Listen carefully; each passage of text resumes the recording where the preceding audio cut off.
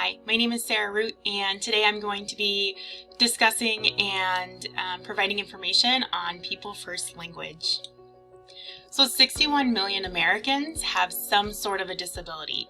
That's about 1 in 4 people in the United States, according to the CDC, most recently in 2020. There is no real universal definition for disability because it is quite broad. However, SNO's definition is it's a socio-political construct created to identify those entitled to specific services or legal protections. And like I said, it's because it is quite broad and we tend to use the medical diagnosis, but it's for those services versus anything else about a person. I always say because of that, if you know one person with a disability, you know one person with a disability. Every person is unique. The disability is not what makes them who they are. Even if you know people with the same or similar disabilities, just because it's in the same category doesn't mean that it manifests the same way for that student, for that person. So, because of that, sometimes people use words or phrases that are really insensitive and do not promote understanding, dignity, or respect for people with disabilities. Rothwell puts it together here when we're talking about language, and he says, until we learn to appreciate the power of language and the importance of using it responsibly, we will continue to produce negative social consequences for those victimized by dangerous language habits.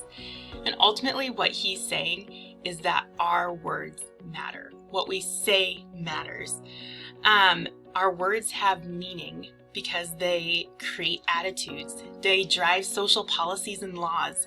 They influence our feelings and our decisions, and they affect people's daily lives.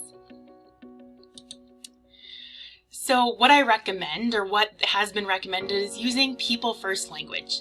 And that is where we emphasize the person first, not the disability. The disability does not define who they are.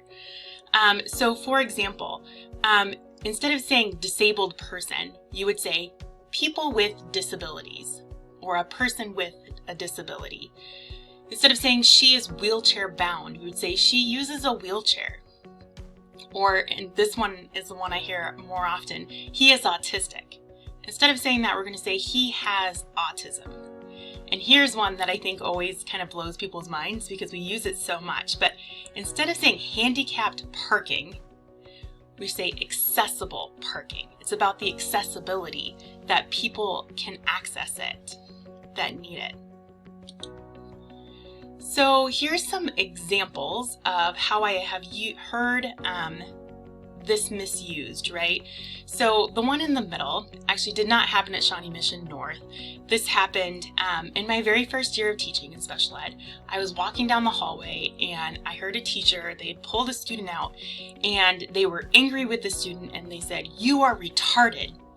And I remember just kind of just stopping, being like, what? And I bring that up because that was the moment where I realized this kind of training and this kind of professional development is important. They were doing that to be hurtful, and yes, they were wrong, and I think they knew they were wrong, but it's about understanding why that is not just wrong, but it's wrong on a lot of different levels. Some things that I have heard though around Shawnee Mission North are that autistic kid or that's a SPED kid. While I don't think that there is ill will or bad meaning behind that in terms of, I don't think someone's doing it to be malicious. I think they're just, I just want to bring this up so that you are aware and can consider some alternatives, because there's some other ways that we could talk about students and talk about other people that honors them as individuals. So, and that is because we don't want to marginalize others, and so we have to stop using language that marginalizes people. And that process begins with language that, marginalization begins with language that makes others feel inferior. And you can see the words there that are commonly used, and they are meant as put downs to put people down. And those are the types of words that we definitely want to get away from. So here's some tips to communicate respectfully. So number one, emphasize people's abilities, not their limitations. So instead of saying that someone is mute or nonverbal, you would say person who uses a device to speak. Instead of saying handicapped, person with a disability, right? They're emphasizing their abilities, not what holds them back. Number two, do not use offensive language, just like I was just talking about. So instead of saying slow or a special person, you're going to say person with an intellectual disability or a developmental disability. Instead of saying crazy, psycho, nuts, you're going to say person with a mental health disability.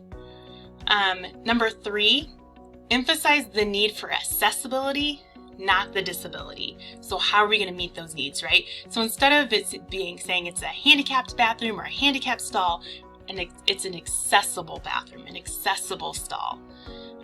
Instead of saying someone is crippled, lame, invalid, you would say person with a physical disability. So what do you do when you meet a person with a disability? I find this a lot, that people always kind of feel kind of awkward. They're like, do you hide? You pretend like you don't see them, make assumptions. Maybe some people react negatively. And so this is something for you to think about. So when you do meet someone with a disability, here's an acronym. It says HIDE. So say hello, just like you would to anyone else. Introduce yourself.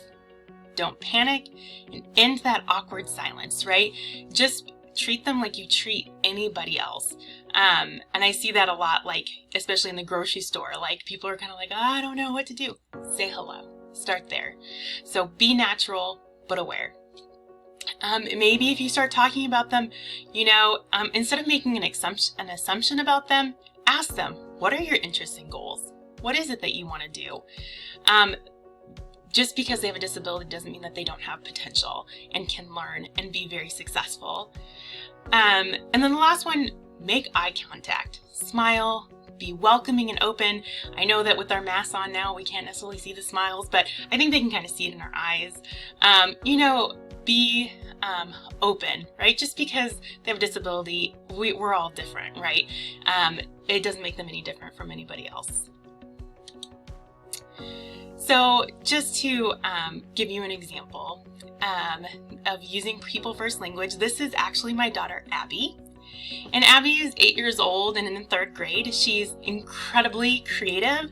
She's a friend to all. Every student really loves Abby. All the teachers love Abby. And she perseveres through the most difficult tasks. Like she works hard. She is going to get through everything.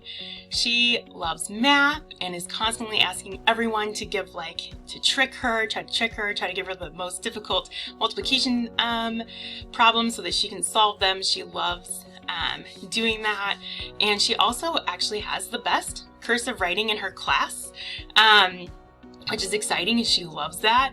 She wants to be a paleontologist when she grows up. I don't know where that came from. That's what she wants to do, and she has a learning disability in reading, but it definitely is not going to hold her back. These are my references. Thank you so much. Please let me know if you have any questions. Thank you.